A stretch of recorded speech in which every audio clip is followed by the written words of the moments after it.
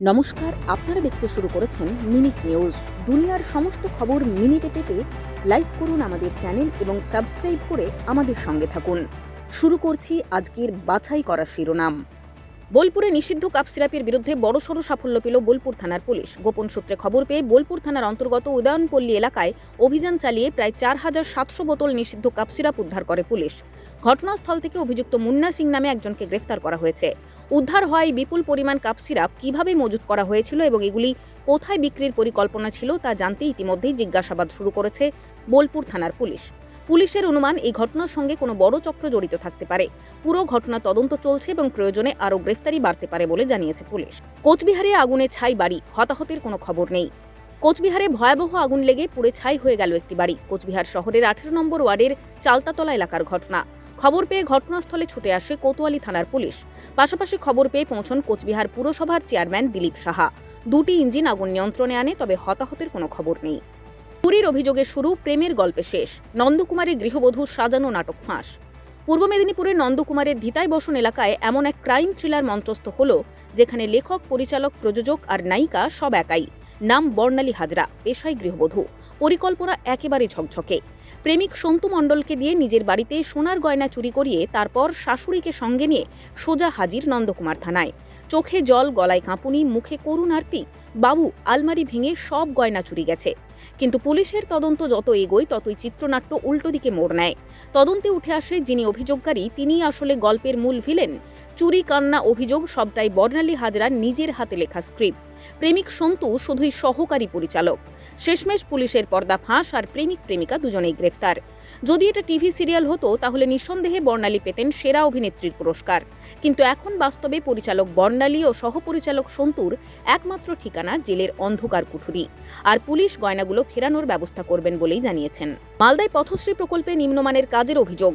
মালদায় পথশ্রী প্রকল্পে রাস্তা নির্মাণে নিম্নমানের সামগ্রী। কাজ চলাকালীন মুহূর্তেই রাস্তায় ফাটল আর প্রতিবাদ করতে গিয়ে আক্রান্ত তৃণমূল কর্মীরা। মাথা ফেটে রক্তাক্ত হলেন তৃণমূলের প্রাক্তন সদস্য তথা এক তৃণমূল কর্মী শামীম আক্তার সরকার।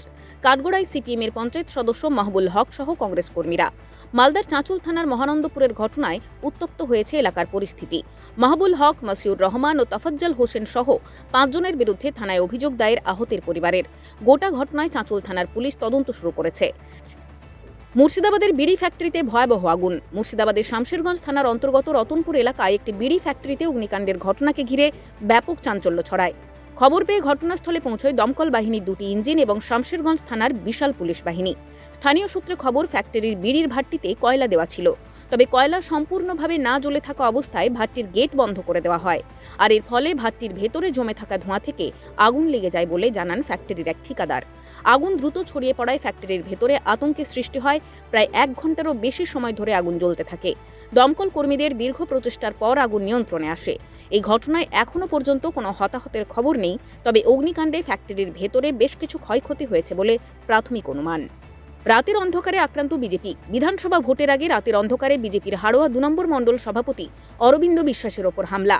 মোটর বাইক করে বাড়ি ফেরার পথে নির্জন এলাকায় দুষ্কৃতীদের মারে জখম হাড়োয়ার বিজেপি মণ্ডল সভাপতি অরবিন্দ বিশ্বাস। অভিযোগের তীর তৃণমূল আশ্রিত দুষ্কৃতীদের বিরুদ্ধে। ঘটনায় চাঞ্চল্য, অভিযোগ অস্বীকার তৃণমূলের। তদন্তে দেগঙ্গা থানার পুলিশ। ঝুলন্ত নাবালকের মৃতদেহ উদ্ধার। ঘরের ভেতর ঝুলন্ত নাবালকের মৃতদেহকে কেন্দ্র করে চাঞ্চল্য। ফাঁসি দেওয়া ব্লকের বিধাননগরের বিজলিমানি এলাকার ঘটনা। জানা যায় বাবা নিখোঁজ এবং ছোটবেলায় মা মারা যাওয়ায় দীর্ঘদিন ধরে নাবালক বিধাননগরে বিজলিমনি এলাকায় মাসির বাড়িতে থাকতেন। খাওয়া দাওয়ার পর রীতিমতো ঘুমোতে গেলে বাড়ির লোকেরা রাত 3টে নাগাদ নাবালকের ঝুলন্ত দেহ ঘরের ভেতর দেখে আতঙ্কিত হয়ে পড়েন। খবর দেওয়া হয় ফাঁসি দেওয়ার বিধাননগর থানার পুলিশকে। পুলিশ খবর পেয়ে ঘটনাস্থলে গিয়ে নাবালকের ঝুলন্ত মৃতদেহ উদ্ধার করে থানায় নিয়ে আসে এবং নাবালকের মৃতদেহ উত্তরবঙ্গ মেডিকেল কলেজ হাসপাতালে ময়নাতদন্তের জন্য পাঠানো হয়েছে। তবে কী কারণে এই আত্মহত্যা তা নিয়ে দ্বন্দ্ব বেঁধেছে এলাকায়। কানের ভেতরে হেডফোন ও হাতে মোবাইল নিয়েই ঝুলন্ত অবস্থায় পাওয়া গেছে নাবালককে। পরিবারের পক্ষ থেকে মনে করা হচ্ছে প্রেমঘটিত কারণেই এই আত্মহত্যা।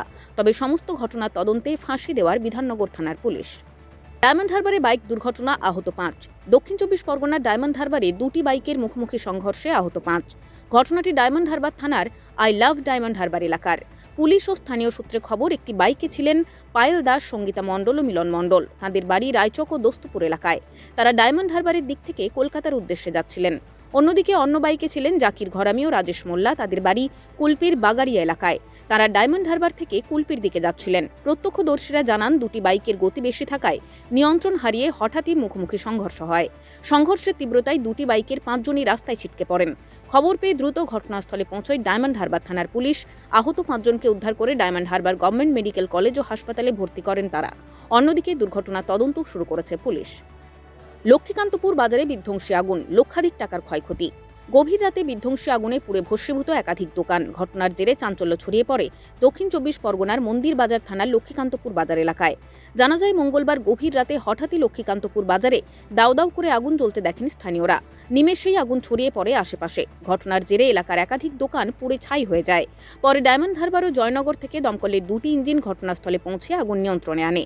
তবে গভীর রাতে আগুন লাগার ঘটনায় ভস্মীভূত একাধিক দোকান, লক্ষাধিক টাকার ক্ষয়ক্ষতি হয়েছে বলে জানা গিয়েছে। আগুন লাগার কারণ জানতে ঘটনার তদন্তে দমকল ও মন্দির বাজার থানার পুলিশ। ফ্রিজবন্দি জেঠিমার মৃতদেহ রেখে বিয়ে করতে গেল পাত্র। বাড়ি থেকে কিছুটা দূরে এলাকারই একটি ক্লাব ঘরে ফ্রিজের মধ্যে রয়েছে দাসপুরের চাঁইপাট বেলডাঙ্গা গ্রামের বাসিন্দা রীতা আলুর মৃতদেহ। ফ্রিজবন্দি জেঠিমার মৃতদেহ রেখে বিয়ে করতে গেল পাত্র, ফিরল নতুন বউ নিয়ে। সোমবার দুপুর নাগাদ শারীরিক অসুস্থতার কারণে মৃত্যু হয় রীতার। আর মঙ্গলবার ছিল পরিবারেরই এক সন্তান সরোজ আলুর ছেলে সৌরেনের বিয়ে। সম্পর্কে সৌরেনের জেঠিমা হয় রীতা। তবে ফ্রিজবন্দি মৃতদেহ রেখে বিয়ে করতে গেছে এই কথা জানাজানি হতেই শোরগোল ছড়িয়ে পড়ে এলাকায়। তবে পরিবারের সদস্যদের দাবি, কষ্টকে বুকের মধ্যে আটকে রেখেই বিয়েবাড়ির আয়োজন করতে হয়েছে। কারণ মৃতের 6 মেয়ে বাইরে থাকেন, সেই কারণেই ফ্রিজের মধ্যে রাখতে হয়েছে মৃতদেহ। তবে ক্লাবের এক সদস্যের দাবি, অবিলম্বে মৃতদেহ এখান থেকে সরিয়ে নেওয়া হোক। এইভাবে কখনোই একটা অনুষ্ঠান বাড়ি করা যায় না। ইতিমধ্যেই ক্লাবের তরফে থানায় জানানো হয়েছে বলেও দাবি করেন তারা।